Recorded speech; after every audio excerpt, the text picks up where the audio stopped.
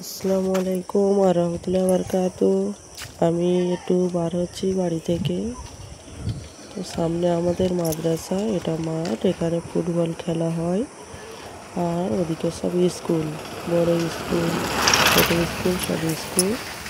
আমি এদিক যাব, এটা হচ্ছে আমাদের স্বাস্থ্যকেন্দ্র। তো আমি একটু ভিতরের দিকে যাব। তো চলে এসেছি জলার দিকে। তো আমি এখন এখানে এসেছি একটা উদ্দেশ্যে, শাক তুলতে এসেছি। কাল বৃষ্টি হয়েছে, সামনের জলাগুলোয় সব জল জমে গেছে। তো আমি এসেছি একটু দূরের জলায়। তো এখানে খুব সুন্দর শাক হয়ে আছে। আমি এসেছি, তো দেখো মাঠটা অনেক বড়।